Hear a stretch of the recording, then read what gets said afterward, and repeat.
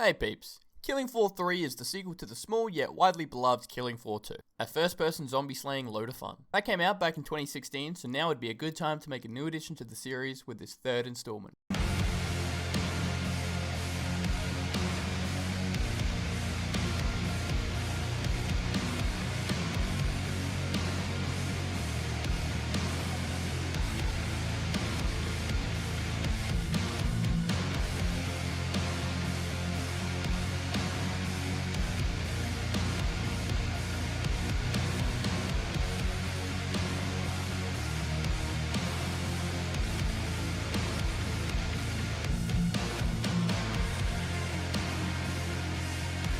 Real quick, I just want to give a massive thanks to the devs for sending me a review code for this game, much appreciated. You're a part of Nightfall, a rebel group hell-bent on stopping the never-ending hordes of the Unzed. And that's pretty much the whole story. This is completely fine because you don't play a game called Killing Floor to sit down and take in the story. You play it to wreak havoc.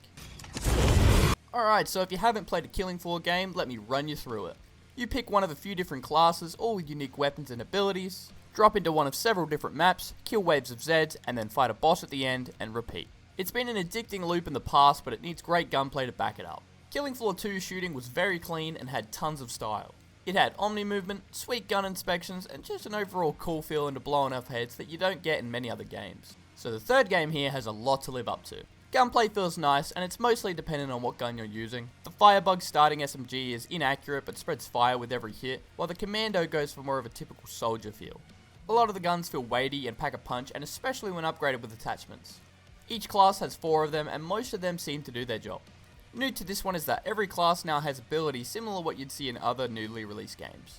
While these abilities are flashy, I will admit I kinda kept forgetting I even had them. That's probably more on me and less the game, but yeah. The progression with you upgrading your characters and getting new abilities is really nice, but when it comes to leveling your weapons, it feels really weird and unrewarding. Instead of just leveling them up, you add attachments to them and then upgrade them with materials. Having these does make your gun more powerful, but it makes it way more expensive when you go to buy it, and this feels like you're being cheated out of your hard-earned money.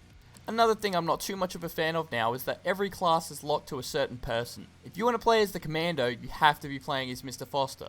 If you want to be playing as the Firebug, you have to be playing as this lady. I think they changed this so you can tell what all your friends are playing just by looking at what character they are, but I'm still not a fan. Speaking of playing with your friends, like most games, it's definitely more fun when doing so, and you can play with up to 5 others. I am, however, very lonely, and I actually kind of struggled to find that many people to play games with, but solos are still pretty good. The Zeds you fight here are mostly the same, with some new ones sprinkled here and there. All of them look much cleaner with a 9-year graphical upgrade.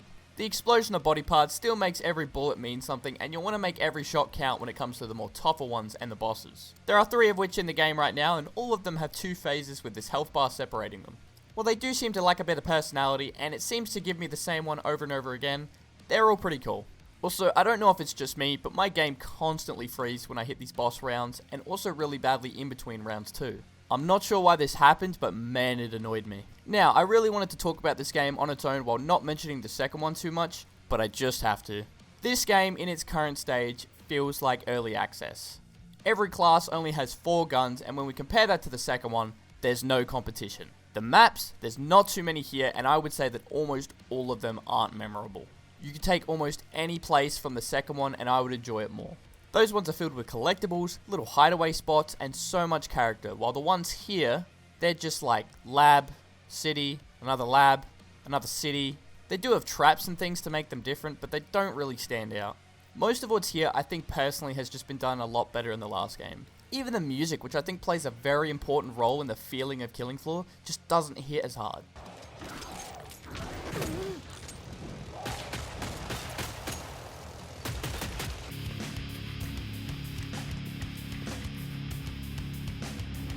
There are some bangers like this tune that plays when you finish a level. Oh, that goes hard, but most of it just doesn't feel the same. There are less difficulties, no collectibles to find, less classes, shockingly no door welder. You can't even do longer and shorter versions of the game like before. One of the worst things is that there's no omni movement, so no sprinting backwards anymore. Killing Floor 2 practically invented that. And sadly, all of this leads to the game just feeling like it's lost its character and charm. It makes it personally hard to recommend when the game is as monetized as it is as well. We probably should have seen something like this coming because the back half of Killing Floor 2 had these creep in, but I feel like there it was a little bit more understandable because the game had already been out for like 5 years. Thankfully, the devs are very keen to keep working on this game and have showed a pretty exciting roadmap that they're working on. But the simple question I would ask people right now is, would you pay 55 Australian dollars for this one right now, or just get the second one with PlayStation Extra, or hell, on sale for $5? That's the question. Anyway, at least we got some trophies to look forward to. Pretty easy list here, but also different from the last because of the lack of collectibles. Some things you obviously need to borrow some people for, like giving money to friends or healing them. Most of the rest can be done solo, thankfully. There's a multi-tool that you'll probably be using quite a bit to build things, and doing that will give you a handful of trophies. You'll need to play 25 online matches in which you can actually just do solo. There's a new, although pointless feature of executing some tougher enemies, and doing which will give you another handful of trophies. Finally now, the two big things you'll be working towards are getting any class to the max level and beating all bosses on Hell on Earth. Because you'll need to level up to be strong enough to do this, these two go hand in hand together. Then, once you are strong enough, Hell on Earth is the best way to get XP even if you end up dying. And that's pretty much it.